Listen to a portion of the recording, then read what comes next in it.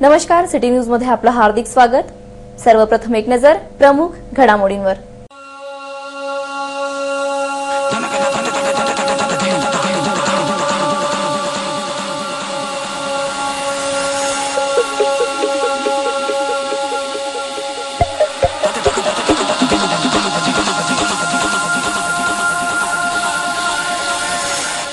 अनेकांना लाखो रुपयाने गंडविणाऱ्या संजय पाठकला 1 ऑगस्ट पर्यंत पोलीस कोठडी।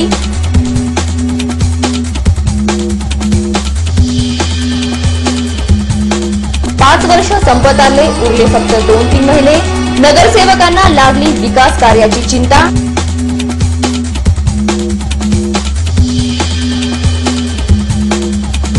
जिल्हा परिषद सभापतीचे खाते वाटप जाहीर।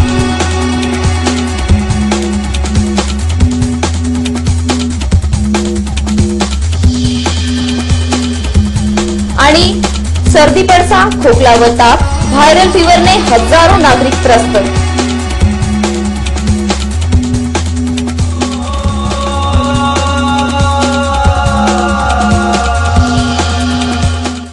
आणि आता सविस्तर बातम्या। शहर व जिल्हाभरात लाखो रुपयाने गंडविणारा संजय पाठक खंडणीचे गुन्ह्यात गजाआड झाल्याबाबत अनेक व्यापाऱ्यांनी पेढे वाटून आपला आनंद व्यक्त केला।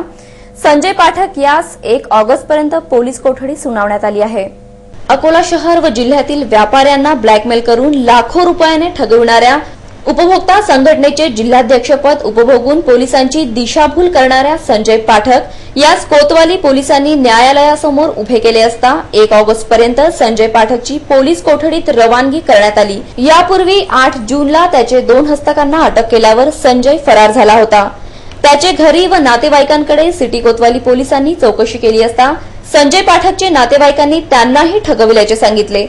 सिटी चॅनलवरून संजय पाठकला अटक झाल्याचे वृत्त प्रसारित होताच अनेक नागरिकांनी सिटी चॅनलचे अभिनंदन करून पेढे वाटलेत। अनेक फसगत झालेल्यांनी भ्रमणध्वनीवरून आपली फसगत झाल्याचे सांगितले। पेढे वाटल्यापर्यंत नागरिकांची भावना पाहता पाठकने कितीतरी लोकांचे आर्थिक शोषण केल्याचे सिद्ध होते। ते सर्व प्रकार उघडकीस आणण्यासाठी कोतवाली पोलिसांना पाठकला बोलते करावे लागणार आहे। पूर्ण 5 वर्षांचा कालावधी संपत आला, हातात आता फक्त 2 महिने उरले। या 2-3 महिन्यात वार्डातील विकास कामांच्या चिंतेने नगरसेवक त्रस्त झाले आहेत। महानगरपालिकेच्या निवडणुका तोंडावर येऊन ठेपल्यात। नगरसेवकांचे दुकान बंद होण्यासाठी अवघे 2-3 महिने अवधी बाकी असल्यामुळे नगरसेवक धास्तावले आहेत। 2 महिन्यांपासून आयुक्त नाही म्हणून बोंबलखाना करावयास नगरसेवकांनी सुरुवात केली, तर काही नगरसेवकांनी आपल्या वार्डातील विकास कामाबाबत तीव्र चिंता व्यक्त करून जणू काही या चिंतेचे 1-1.5 क्विंटल जड ओझे डोक्यावर असल्याचे भासवून उपजिल्हाधिकारी व प्रभारी आयुक्त श्री ओमप्रकाश अग्रवाल यांच्याकडे चक्रा मारताना दिसून आले। नगरसेवकांना चिंतामग्न पाहून काही नागरिकांनी नगरसेवक जे 5 वर्षात करू शकले नाही ते 2 महिन्यात काय काम करून उजेड पाडणार आहेत, अशी मार्मिक प्रतिक्रिया व्यक्त केली। प्रभारी आयुक्त म्हणून प्रभार असल्यामुळे धोरणात्मक निर्णय घेण्याकडे प्रभारी आयुक्तांचा विशेष कल नाही, नेमके त्याचेच भांडवल नगरसेवक करीत आहेत।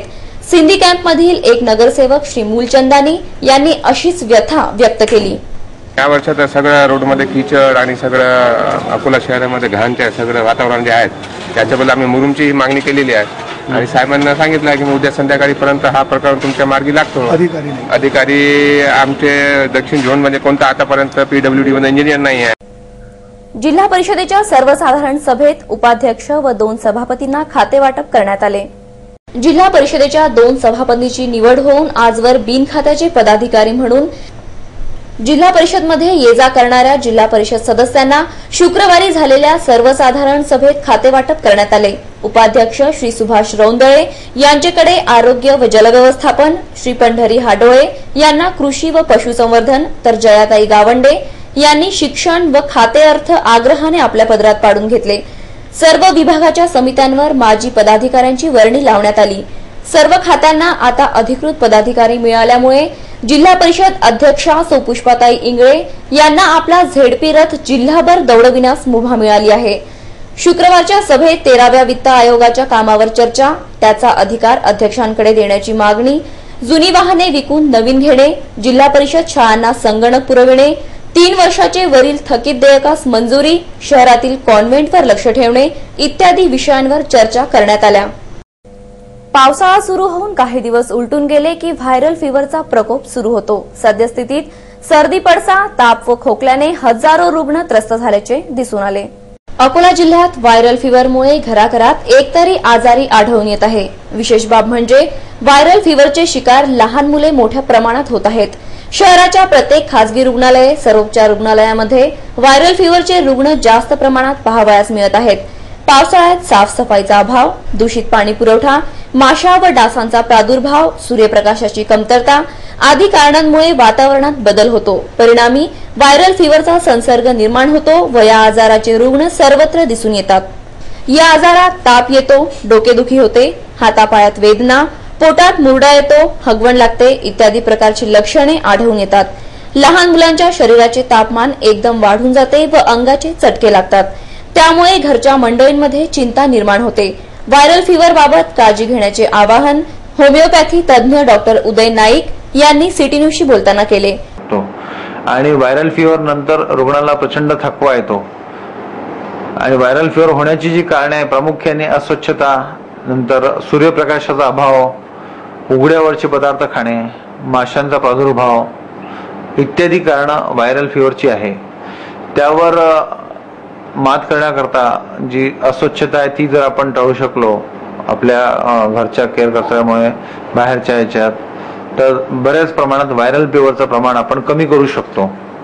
व्हायरल फीवरमुळे खासगी दवाखान्यात लहान मुलांची गर्दी पाहावयास मिळते। यावेळी बालरोग तज्ञ डॉक्टर आहूजा यांनी या आजाराविषयी सिटी न्यूजशी बोलताना अधिक माहिती दिली। पानी की मात्रा भरपूर पिलाना बहुत जरूरी है ताकि शरीर में पानी की मात्रा कम ना हो, और उसी के साथ कुछ वायरल फीवर जैसे डेंगू की बुखार रहती है तो उसमें बाकी भी प्रॉब्लम्स, कॉम्प्लिकेशंस होने की संभावना रहती है। तो अगर ऐसा अपने को प्रतीत होता है कि उसको साथ में रैश है, यानी वो बॉडी पे ऐसे चट्टे आए हुए हैं, लाल लाल चट्टे आ रहे हैं, या वो बॉडी पे उसके सूजन है, या ज़्यादा बच्चा सीरियस लग रहा है, सीरियस यानी जैसे सांस लेने में दिक्कत है उसको साथ में, यहाँ झटके आ रहे हैं, तो ऐसे इसमें बच्चे को भर्ती करके अपने को फिर ब्लड वगैरह चेक करवा के उसके हिसाब से आगे की ट्रीटमेंट विशेषज्ञों की सलाह के हिसाब से करनी पड़ती है।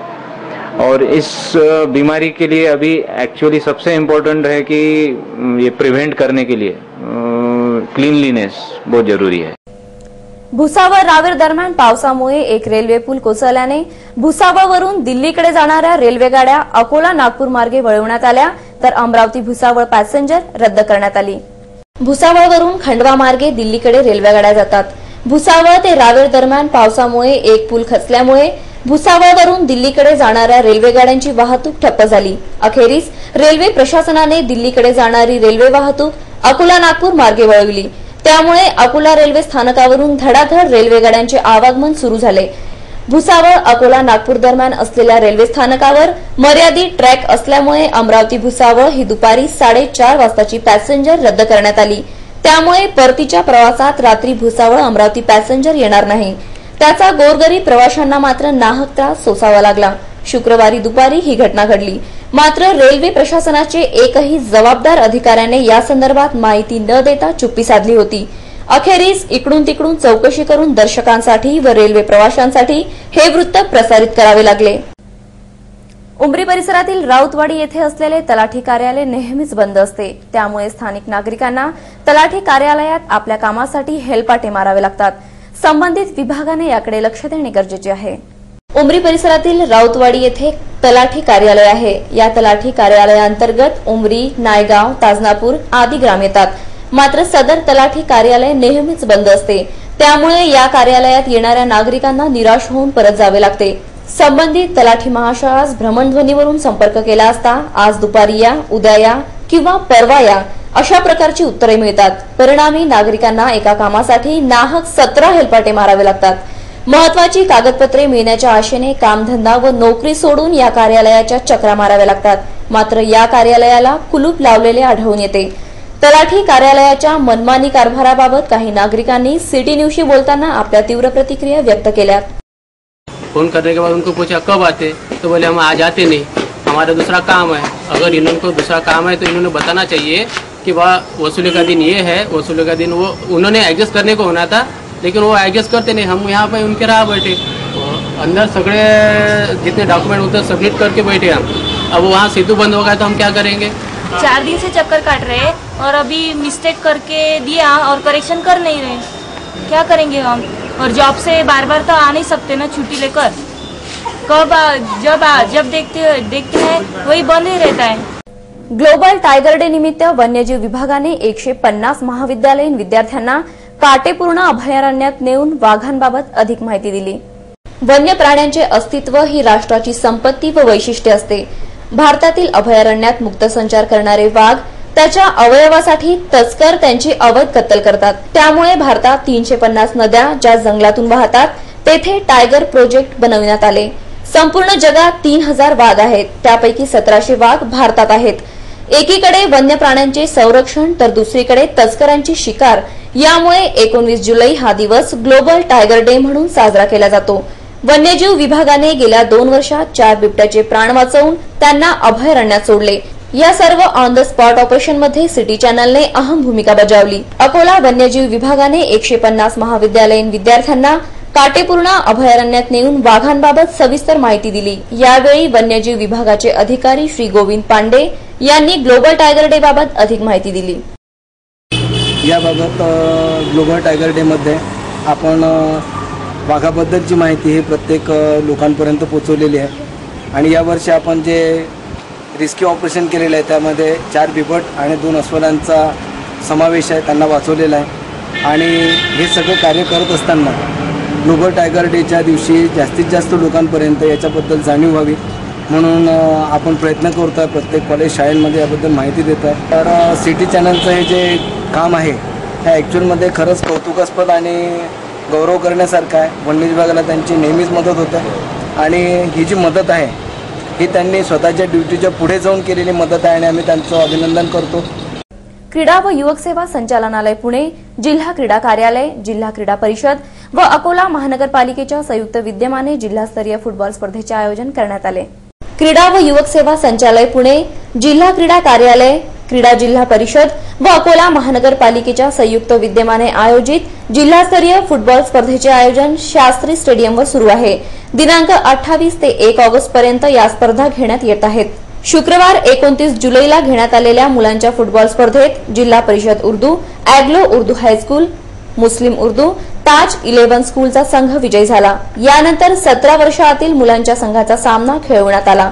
यावेळी होली क्रॉस हायस्कूल विरुद्ध माउंट कार्मेल संघात चुरशीचा सामना झाला। यापूर्वी दोन्ही संघाच्या खेळाडूंशी जिल्हा क्रीडा अधिकारी अब्दुल मुश्ताक यांनी हस्तांदोलन केले।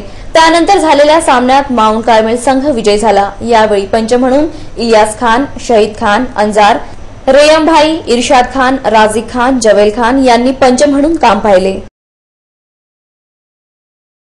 मलकापूर येथील नलगंगा नदी दुथडी भरून वाहत असल्याने पूरसदृश्य परिस्थिती निर्माण झाली आहे। नदीचे रौद्र रूप पाहण्यासाठी नागरिकांनी एकच गर्दी केली होती। बुलढाणा जिल्ह्यातील मलकापूर येथील नलगंगा नदीच्या पाण्याने थैमान मांडले आहे। जवळपासच्या परिसरात व बुलढाणा जिल्ह्यात झालेल्या दमदार पावसामुळे नदी नाले दुथडी भरून वाहत आहेत। त्यामुळे नलगंगा नदीला पूर आला आहे। नलगंगा नदीच्या तटावर राहणाऱ्या नागरिकांमध्ये भीतीचे वातावरण पसरले आहे। नलगंगा नदीपात्र विशाल असल्यामुळे पाण्याने रौद्र रूप धारण केले आहे। मलकापूर पारपेट परिसरातील दोन्ही पुलावरून नदीचे पाणी वाहत होते। नदीच्या पुराची स्थिती पाहण्यासाठी नागरिकांनी मोठ्या पुलावर एकच गर्दी केली होती। मात्र काही रहिवासी नदीपात्रात वाहत आलेली लाकडे गोळा करीत होते। पूरसदृश्य परिस्थितीचे छायांकन कॅमेरामन शेख नईम यांनी केले। बार्शीटाकळी येथील एक शाळा व्यवस्थापन विद्यार्थ्यांना उशिरा आल्याच्या कारणामुळे शाळेबाहेर उभे राहण्याची शिक्षा देत असल्याचा प्रकार यावेळी पाहावयास मिळाला। बार्शीटाकळी शहरातील बाबासाहेब धाबेकर विद्यालय तथा कनिष्ठ महाविद्यालयाच्या विद्यार्थ्यांना पूर्ण दिवस शाळेच्या बाहेर उभे राहावे लागले। शाळेत येण्याची वेळ निघून गेल्यामुळे प्रवेशद्वाराच्या गेटला कुलूप लावण्यात आले। त्यामुळे काही विद्यार्थ्यांना शाळेच्या बाहेरच ताटकळत उभे राहावे लागले। मात्र सिटी न्यूजचे प्रतिनिधी संजय वाट यांनी विद्यार्थ्यांशी संपर्क साधला असता त्यांनी वेगळीच माहिती यावेळी दिली। शाळेचा गणवेश धारण करून न आल्यामुळे त्यांना शाळेबाहेर काढण्यात आले। मात्र गणवेश परिधान करून आल्यावरही विद्यार्थ्यांना शाळेत घेण्यात आले नाही। त्यामुळे संशयाची स्थिती निर्माण झाली आहे। कारण विद्यार्थी वेगळेच बोलतात तर शाळा व्यवस्थापन त्याच्या विपरीत बोलते। त्यामुळे संभ्रम निर्माण झाला आहे। वास्तविक पाहता शाळेत अनुशासन असावे ही बाब सत्य आहे, मात्र शिस्तीच्या नावाखाली विद्यार्थ्यांना शारीरिक व मानसिक त्रास देणे कितपत योग्य आहे याचा विचार होणे गरजेचे आहे। सुबह ड्रेस पहन के नहीं आए, वो उन्होंने बोले आओ मत बोले, अंदर गेट लगा दे। क्या बोले? गेट लगा दे रहे हो, सब बच्चे बाहर बैठे। क्यों? वो बोले 7 बजे आने का बोले। हाँ, तुम कितने बजे गए थे आज स्कूल? हम 7 बजे आ गए थे, हमको ड्रेस पहनने भेजे थे उन्होंने। फिर ड्रेस पहनने देंगे? नहीं। तो ड्रेस पहन के आने कौन बैठे? फिर ड्रेस पहन के आने के बाद आपके लिए है कि नहीं अंदर? नहीं। शेवटी पुन्हा एक नजर प्रमुख घडामोडींवर।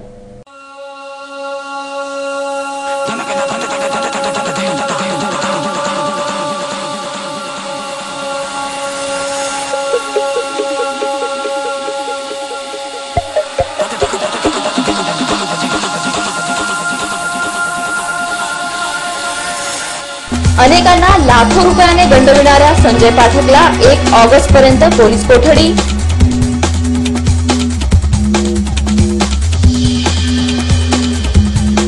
पाच वर्ष संपत आले, उरले फक्त 2-3 महिने। नगरसेवकांना लागली विकास कार्याची चिंता।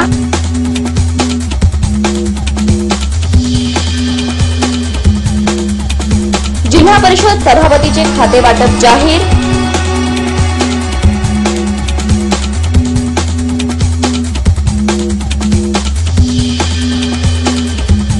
आणि सर्दी पडसा, खोकला व ताप, व्हायरल फीवरने हजारो नागरिक त्रस्त।